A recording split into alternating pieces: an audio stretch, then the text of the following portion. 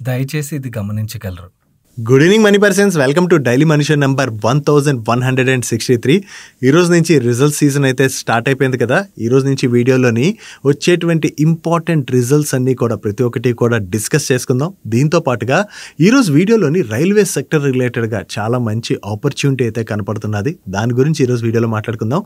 దాంతోపాటు ఉన్నటువంటి important updates అన్ని కూడా డిస్కస్ చేసుకుందాం. దానికన్నా ముందు మన వర్కౌట్స్ విషయంకి వచ్చేసరికి నిన్న పెద్దగా వర్కౌట్స్ అయితే చేయలేదు, ఓన్లీ 2.5 కిలోమీటర్స్ వాక్ అయితే చేశాను. మీరేం వర్కౌట్స్ చేశారో కింద కామెంట్ సెక్షన్లో కామెంట్ చేసేయండి. ఇంకా డైలీ మనీలో ఉన్నటువంటి అప్డేట్స్ అన్ని 1 by 1 క్విక్గా డిస్కస్ చేసేద్దాం.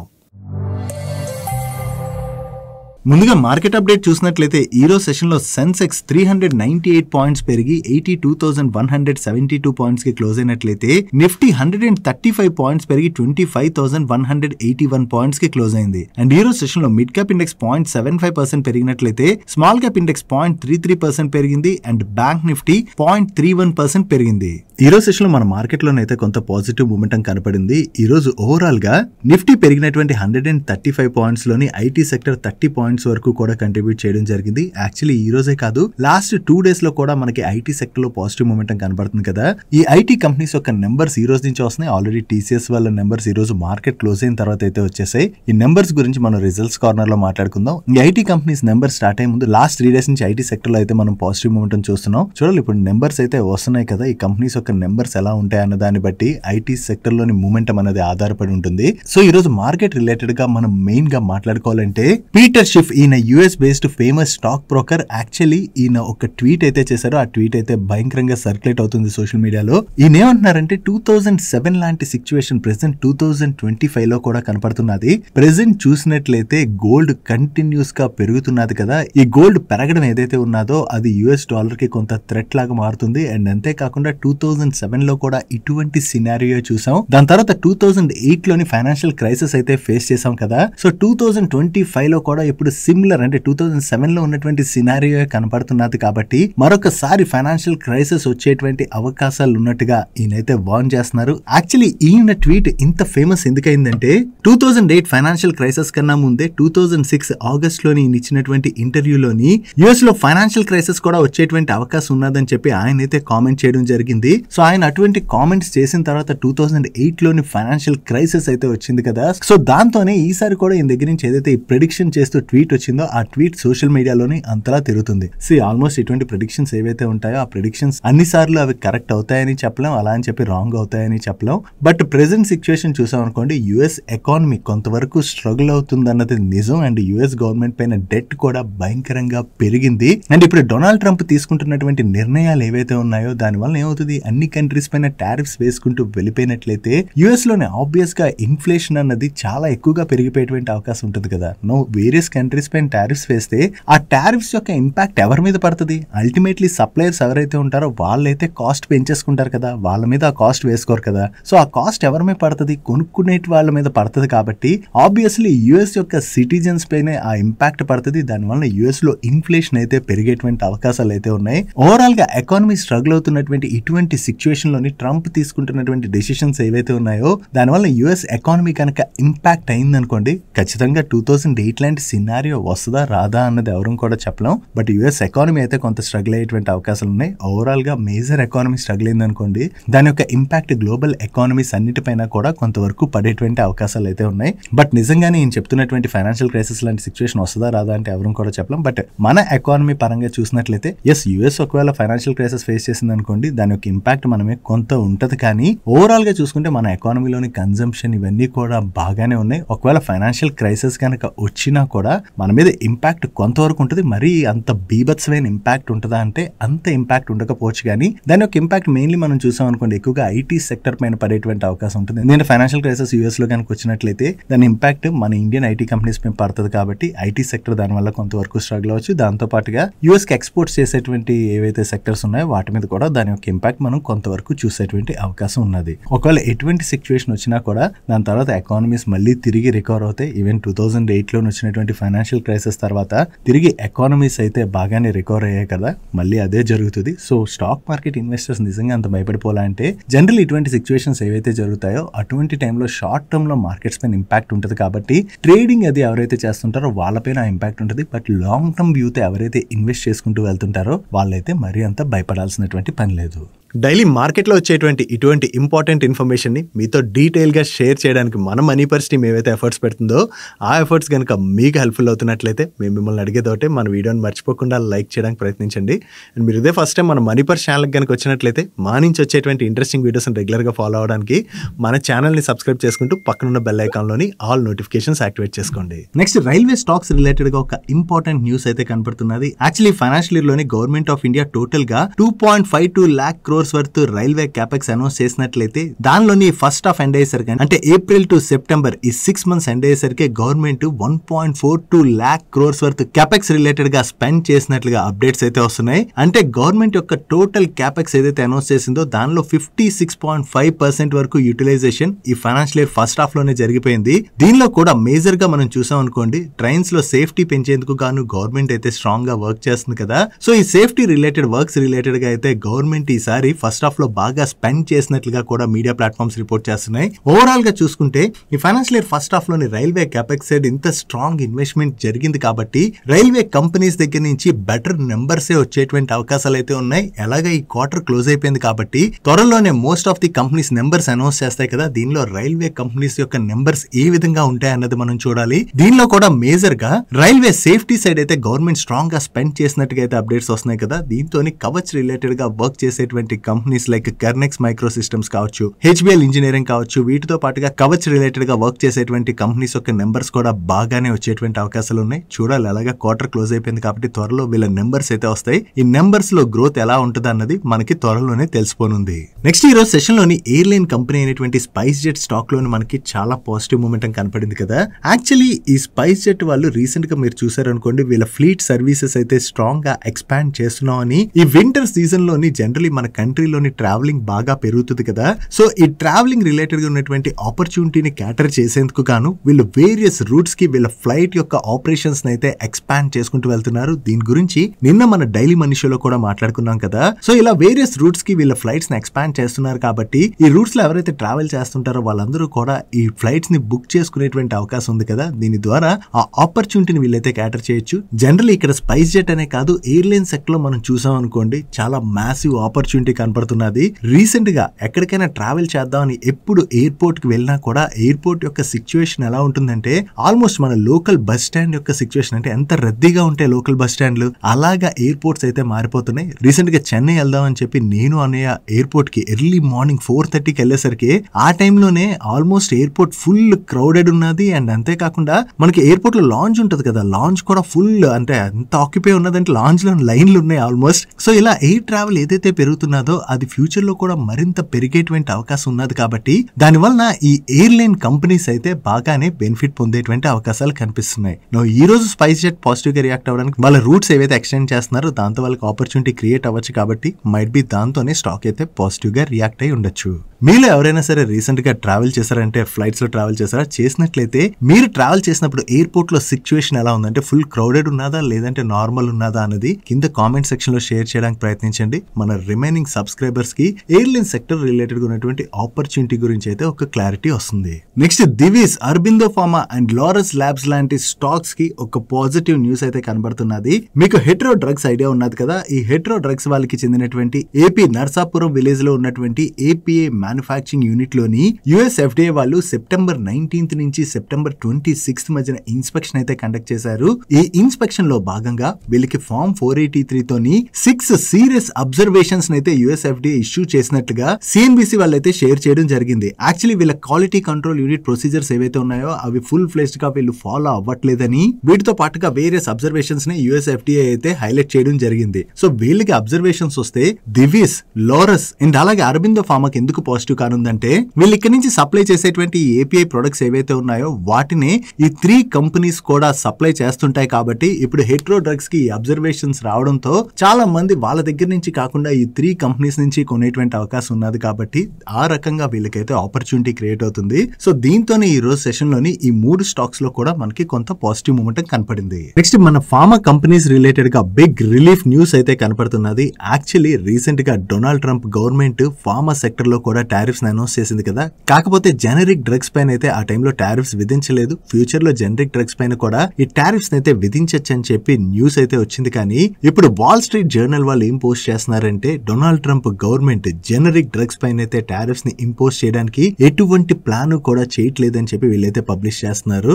యాక్చువల్లీ ఇక్కడ యుఎస్ మనకేదో ఫేవర్ చేస్తున్నట్టు కాదు. జెనరిక్ డ్రగ్స్ మీద కనుక వీళ్ళు టారిఫ్స్ ని విధించినట్లయితే యుఎస్ లోని హెల్త్ ఇన్ఫ్లేషన్ అన్నది భయంకరంగా పెరిగిపోద్ది. దాని వలన ఓవరాల్ గా జనాల నుంచే డొనాల్డ్ ట్రంప్ కి నెగిటివిటీ వచ్చేటువంటి అవకాశం ఉన్నది. కాబట్టి డొనాల్డ్ ట్రంప్ ఇటువంటి స్టెప్ తీసుకోవడం చాలా కష్టమే. బట్ ఏదైనా సరే జెనరిక్ డ్రగ్స్ పైన వీళ్ళు టారిఫ్స్ అయితే విధించకపోవచ్చు అని అప్డేట్స్ ఏవైతే వస్తున్నాయో ఇది మన ఇండియన్ ఫార్మా కంపెనీస్ రిలేటెడ్ గా అయితే బిగ్ రిలీఫ్ గా చూడొచ్చు. ఎందుకంటే మేజర్లీ మన ఇండియా నుంచి యుఎస్ కి ఎక్కువగా జెనరిక్ డ్రగ్స్ ని ఎక్స్పోర్ట్ చేస్తుంటాయి కాబట్టి మన ఫార్మా కంపెనీస్ ఇది మన ఫార్మా కంపెనీస్ కి అయితే బిగ్ రిలీఫ్ గానే మనం చూడాలి.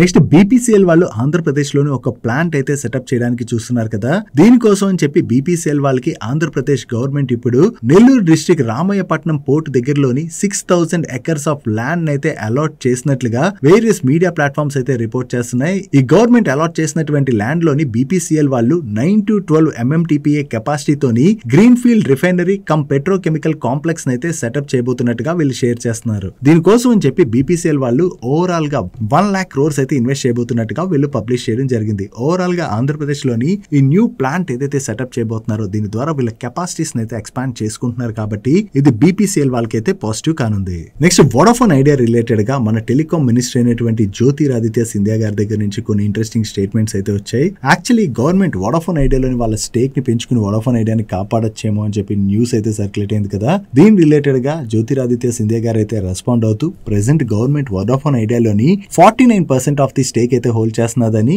బట్ వోడాఫోన్ ఐడియాలోని ఫర్దర్ గా ఈక్విటీ స్టేక్ ఇంక్రీజ్ చేసుకోవాలని చెప్పి గవర్నమెంట్ అయితే అనుకోవట్లేదని చెప్పి ఈయనైతే కామెంట్ చేయడం జరిగింది. సో ఎప్పుడైతే గవర్నమెంట్ వోడాఫోన్ ఐడియాలో ఈ స్టేక్ పెంచుకోవడానికి ఇంట్రెస్టింగ్ గా లేదని చెప్పి ఈయన దగ్గర నుంచి స్టేట్మెంట్స్ వచ్చాయో దాంతో ఈ రోజు సెషన్ లో వోడాఫోన్ ఐడియా స్టాక్ లో మనకి కొంత ప్రెషర్ అయితే కనపడింది. అండ్ ఈ వోడాఫోన్ ఐడియా వాళ్ళ ఏజీఆర్ డ్యూస్ ఏవైతే ఉన్నాయో వాటి రిలేటెడ్ గా ఆల్రెడీ సుప్రీం కోర్టులోనే అయితే కేసు నడుస్తున్నది కదా. దీనిలోని వోడాఫోన్ ఐడియాకి గవర్నమెంట్ దగ్గర నుంచి కొంత రిలీఫ్ రావచ్చు అని చెప్పి మార్కెట్ లో ఎక్స్పెక్టేషన్స్ అయితే ఉన్నాయి. చూడాలి నిజంగా వోడాఫోన్ ఐడియాకి రిలీఫ్ వస్తుందా రాదా అన్నది. నెక్స్ట్ రీసెంట్ గా వేరియస్ ఇన్సూరెన్స్ కంపెనీస్ వాళ్ళు డిస్ట్రిబ్యూటర్స్ కి పే చేసేటువంటి కమిషన్స్ ఏవైతే ఉంటాయో ఆ కమిషన్స్ లోని కట్ తీసుకోవడం జరిగింది కదా. దీని రిలేటెడ్ గా various distributors including Policybazaar కి కూడా చాలా ఇన్సూరెన్స్ కంపెనీస్ ఈ కమిషన్ కట్ రిలేటెడ్ గా ఆల్రెడీ ఇన్ఫార్మ్ చేశాయని అండ్ ఇప్పుడు పాలసీ బజార్ వాళ్ళతోని general health and life insurance companies అయితే ఈ కమిషన్ అండ్ రివార్డ్స్ రిలేటెడ్ గా రీనెగోషియేషన్ కూడా జరిపేటువంటి అవకాశం ఉన్నదని చెప్పి సిఎన్బిసి వాళ్ళైతే వాళ్ళ సోర్సెస్ ద్వారా తెలిసినటువంటి ఇన్ఫర్మేషన్ ని షేర్ చేస్తున్నారు. ఈ కమిషన్ కట్ రిలేటెడ్ ఏదైతే న్యూస్ ఉందో దాని రిలేటెడ్ గా వీళ్ళు పాలసీ బజార్ ని కూడా అప్రోచ్ చేయమని ఇప్పటివరకు ఇంకా వాళ్ళ దగ్గర నుంచి అయితే రెస్పాన్స్ లేదని చెప్పి వీళ్ళు పబ్లిష్ చేయడం జరిగింది. సో ఇప్పుడు ఇన్సూరెన్స్ కంపెనీస్ తీసుకుంటున్నటువంటి కమిషన్ కట్ ఏదైతే ఉందో దాని వలన డైరెక్ట్ గా పాలసీ బజార్ పైన అయితే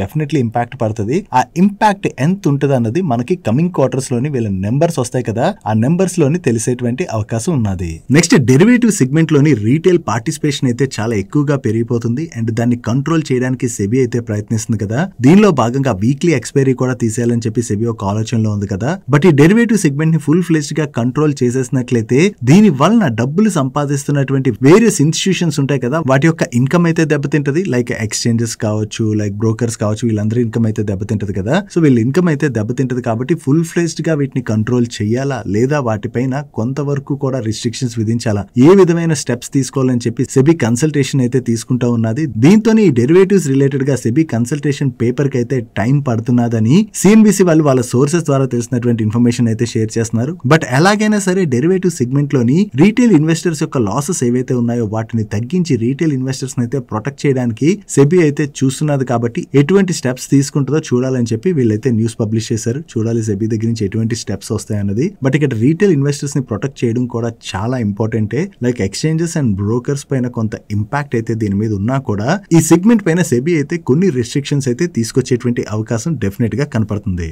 నెక్స్ట్ మార్కెట్ లోని రెగ్యులర్ గా బ్లాక్ డీల్స్ అయితే జరుగుతుంటాయి కదా. ఈ బ్లాక్ డీల్స్ రిలేటెడ్ గా సెబీ అయితే న్యూ ఫ్రేమ్ వర్క్ ని తీసుకొస్తున్నది. ప్రీవియస్ గా black deal size minimum 10 crores పైనే ఉండాలని చెప్పి రూల్ ఉంటే దాన్ని ఇప్పుడు 25 crores కి సెబీ అయితే పెంచింది. దీంతో పాటుగా ఈ బ్లాక్ బ్లాక్ డీల్ లోని ప్రైస్ బ్యాండ్ 3% అబోవ్ ఆర్ బిలోలో ఉండాలంటే ప్రెసెంట్ మార్కెట్ లో ఆ స్టాక్ ఏ ప్రైస్ లో అయితే ట్రేడ్ అవుతుందో దానికి పైన 3% లో గానీ లేదా బిలో 3% లో గానీ బ్లాక్ డీల్ యొక్క ప్రైస్ అయితే ఉండాలని చెప్పి కొత్త రూల్ ని సెబీ అయితే ప్రపోజ్ చేయడం జరిగింది. ఈ కొత్త రూల్ ఏదైతే తీసుకొస్తున్నారో ఇది సర్క్యులర్ రిలీజ్ చేసినటువంటి 60 days లోనే సెబీ అమలు చేయబోతుంది. సో ఈ న్యూ రూల్ అమల్లోకి వస్తుంది కాబట్టి ఇది అమల్లోకి వచ్చిన దగ్గర నుంచి బ్లాక్ డీల్ సైజ్ అయితే పెరగబోతుంది. నెక్స్ట్ మహేంద్ర అండ్ మహేంద్ర వాళ్ళ రిలేటెడ్ గా మార్నింగ్ నుంచి కూడా మీడియా ప్లాట్ఫామ్స్ లోని ఒక ఇంపార్టెంట్ న్యూస్ అయితే సర్క్యులేట్ అయింది. ఈ మహేంద్ర అండ్ మహేంద్ర వాళ్ళు వాళ్ళ tractor business, passenger vehicle business and trucks business ఈ మూడిటిని కూడా సెపరేట్ చేసి గ్రూప్ ని కంప్లీట్ గా రీస్ట్రక్చర్ చేయాలని చూస్తున్నారని చెప్పి వేరియస్ మీడియా ప్లాట్ఫామ్స్ అయితే రిపోర్ట్ చేయడం జరిగింది. సో ఇలా మీడియా ప్లాట్ఫామ్స్ లోని న్యూస్ బాగా సర్క్యులేట్ అయ్యేసరికి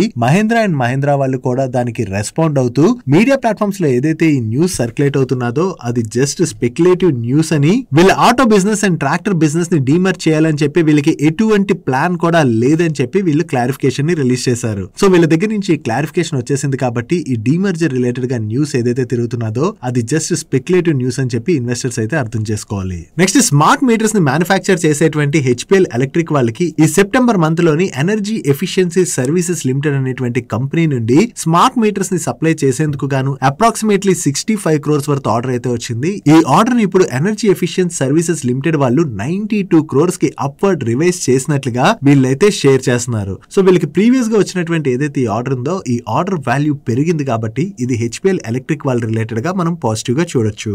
నెక్స్ట్ కాన్ఫిడెన్స్ పెట్రోలియం వాళ్ళకి చెందినటువంటి ఆఫీస్ ప్రిమిసెస్ లోని అండ్ అలాగే వాళ్ళ ప్రమోటర్స్ అండ్ డైరెక్టర్స్ కి చెందినటువంటి రెసిడెన్షియల్ ప్రిమిసెస్ లో కూడా ఇన్కమ్ ట్యాక్స్ డిపార్ట్మెంట్ వాళ్ళు అక్టోబర్ 7th నుంచి సెర్చ్ ఆపరేషన్స్ అయితే చేస్తున్నారని, స్టిల్ ఈ సెర్చ్ ఆపరేషన్స్ అయితే కంటిన్యూ అవుతున్నట్టుగా వీళ్ళైతే ఎక్స్చేంజెస్ కి అప్డేట్ చేస్తున్నారు. సో 3 days నుంచి టోటల్ గా ఈ సెర్చ్ ఆపరేషన్స్ ఎందుకు చేస్తున్నారు, అసలు దీనిలో ఏం బయటపడుతుంది అన్నది మనం చూడవలసి ఉన్నది. ఒకవేళ ఈ సెర్చ్ ఆపరేషన్స్ లో వీళ్ళు ఎటువంటి తప్పు చేయలేదని బయటపడింది అనుకోండి, దట్ ఈస్ ఫైన్. అలా కాకుండా వీళ్ళు ఏదైనా తప్పు చేసినట్టుగా బయటపడినట్లయితే ఇన్కమ్ ట్యాక్స్ డిపార్ట్మెంట్ వాళ్ళు వీళ్ళపైన పెనాల్టీలు విధించేటువంటి అవకాశం ఉన్నది కాబట్టి అప్పుడు వీళ్ళకి నెగిటివ్ అయ్యేటువంటి అవకాశం అయితే ఉన్నది. Next KPI green energy limited వాళ్ళ సబ్సిడరీ కంపెనీ అయినటువంటి సన్ డ్రాప్స్ ఎనర్జియా ప్రైవేట్ లిమిటెడ్ వాళ్ళు కొత్తగా మల్టిపుల్ కంపెనీస్ దగ్గర నుంచి ఒక ఎల్ఓఏ అయితే రిసీవ్ చేసుకున్నారు. దీనిలో భాగంగా వీళ్ళు 100 మెగావాట్ సోలార్ పవర్ ప్రాజెక్ట్ ని డెవలప్ చేయవలసి ఉన్నది. అండ్ ఈ ప్రాజెక్ట్ ని వీళ్ళు వేరియస్ ట్రంచెస్ లోని ఫైనాన్షియల్ ఇయర్ 26-27 లోని కంప్లీట్ చేయబోతున్నట్టుగా షేర్ చేస్తున్నారు. సో వీళ్ళు కొత్తగా ఏదైతే ఈ కాంట్రాక్ట్ విన్నారో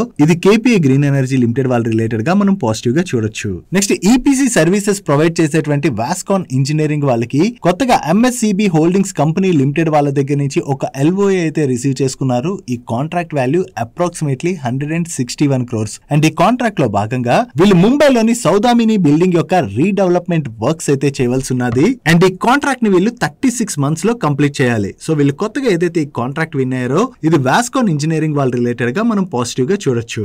నెక్స్ట్ ఇంజనీరింగ్ ప్రొడక్ట్స్ మ్యానుఫ్యాక్చర్ చేసి సెల్ చేసేటువంటి గుడ్ లక్ ఇండియా లిమిటెడ్ వాళ్ళకి good luck defence and aerospace limited అనేటువంటి ఒక సబ్సిడరీ కంపెనీ ఉన్నది. ఈ సబ్సిడరీ కంపెనీ ఇప్పుడు ఉత్తరప్రదేశ్ ఫరీద్పూర్ లోని వీళ్ళ న్యూ మ్యానుఫ్యాక్చరింగ్ ఫెసిలిటీలోని కమర్షియల్ ప్రొడక్షన్ అయితే స్టార్ట్ చేసినట్టుగా వీళ్ళు ఎక్స్చేంజెస్ కి అప్డేట్ చేస్తున్నారు. సో ఈ న్యూ మ్యానుఫ్యాక్చరింగ్ ఫెసిలిటీలోని కమర్షియల్ ప్రొడక్షన్ ని స్టార్ట్ చేయడం ద్వారా డిఫెన్స్ అండ్ ఏరోస్పేస్ సెక్టర్స్ లో ఏదైతే ఆపర్చునిటీ ఉన్నదో ఆ ఆపర్చునిటీని వీళ్ళు క్యాటర్ చేసేటువంటి అవకాశం ఉన్నది కాబట్టి ఇది గుడ్ లక్ ఇండియా లిమిటెడ్ వాళ్ళ రిలేటెడ్ గా లాంగ్ టర్మ్ లోని పాజిటివ్ కానుంది. నెక్స్ట్ ఎల్ఎన్టీ వాళ్ళు వాళ్ళ హైడ్రోకార్బన్ ఆన్ షోర్ బిజినెస్ లోని అల్ట్రా మెగా ఆర్డర్ విన్ అయినట్టుగా వీళ్ళు ఎక్స్చేంజెస్ కి అయితే అప్డేట్ చేస్తున్నారు. ఈ ఆర్డర్ లో మనం చూసినట్లయితే వీళ్ళు మిడిల్ ఈస్ట్ లోని natural gas liquid plant setup చేసేందుకు గాను వీళ్ళ కన్సోర్టియం తోని ఈ ఆర్డర్ అయితే విన్ అవడం జరిగింది. దీన్ని వీళ్ళు అల్ట్రా మెగా ఆర్డర్ అంటున్నారంటే ఈ ఆర్డర్ వాల్యూ 15,000 crores పైనే ఉంటుంది. వీళ్ళు కంటిన్యూస్ గా ఇలా ఆర్డర్స్ విన్ అవుతుండటంతో వీళ్ళ ఆర్డర్ బుక్ స్ట్రాంగ్ గా గ్రో అవుతుంది కాబట్టి ఇది ఎల్ఎన్టీ వాళ్ళకైతే పాజిటివ్ కానుంది.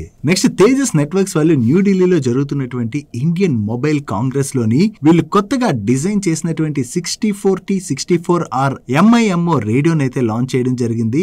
ఈ OCS 64 ఏదైతే ఉన్నదో ఇది best in class 5G macro radio అని అండ్ ఇది మల్టిపుల్ గిగాబైట్ స్పీడ్స్ తోని 320 వాట్ అవుట్పుట్ పవర్ నైతే డెలివర్ చేస్తుందని చెప్పి వీళ్ళు షేర్ చేస్తున్నారు. సో వీళ్ళు కొత్తగా లాంచ్ చేసినటువంటి ఈ ప్రొడక్ట్ ఏదైతే ఉన్నదో ఈ ప్రొడక్ట్ ఒకవేళ మార్కెట్ లో మంచి రెస్పాన్స్ గానీ వచ్చిందనుకోండి అది తేజస్ నెట్వర్క్స్ వాళ్ళకైతే పాజిటివ్ కానుంది. డైలీ మార్కెట్ లో వచ్చేటువంటి ఇటువంటి ఇంపార్టెంట్ అప్డేట్స్ ని మీతో డీటెయిల్ గా షేర్ చేయడానికి మన మనీ పర్స్ టీమ్ ఏవైతే ఎఫర్ట్స్ పెడుతుందో ఆ ఎఫర్ట్స్ కనుక మీకు హెల్ప్ఫుల్ అవుతున్నట్లయితే మన వీడియోని మర్చిపోకుండా లైక్ చేయడానికి ప్రయత్నించండి.